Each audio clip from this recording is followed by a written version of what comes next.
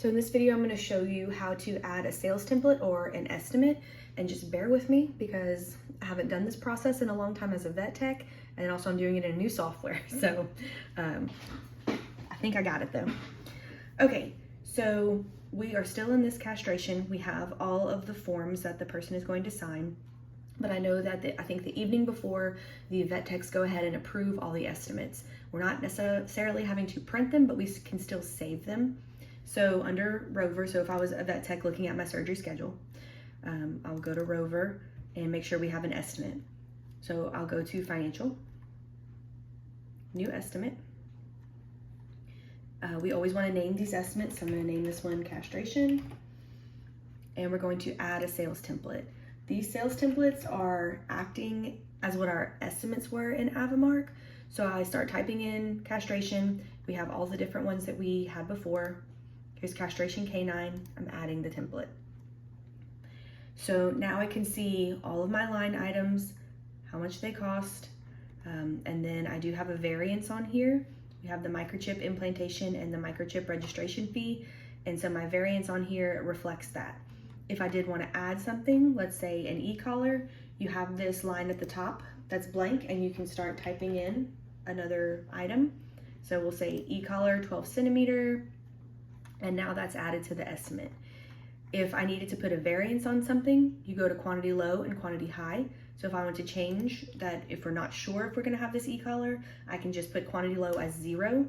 Also for medications, it doesn't have to be a whole number. You can do partial numbers or extended anesthesia, things like that to get more complicated, but you can still put a variance on things.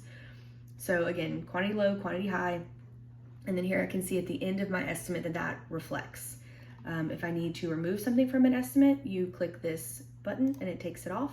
If you need to add, you can click the green button and it'll give you this blank line to look for something else. So I've looked over my estimate and I believe that this is all we need for this neuter. I'm gonna go ahead and save and close. And now in Rover, go to Financial, and I see this castration that I started. So the morning of, this is how we have people sign these documents. So I have the castration that was approved the night before, and I'm in this Financial tab, open it up, create document, and you're going to save it. Once you save it, it gives you all these options. So if the owner is here the next morning, we're going to enter presenting mode. We will show this to them on the tablet or on the computer. And then if you wanted an electronic signature, you could do in-person signature.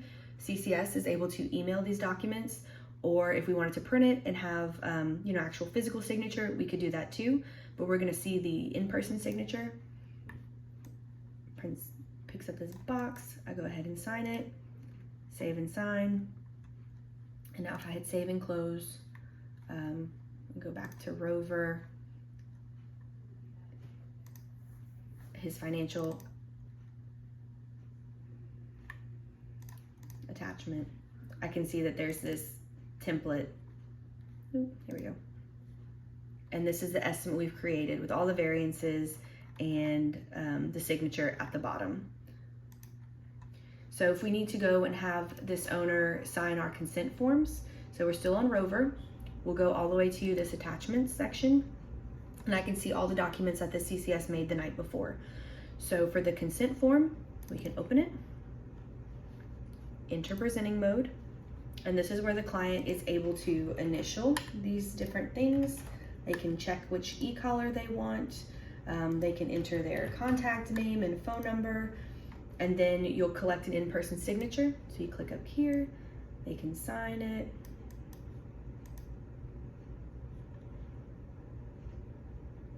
And now again, I have this consent form that's been signed.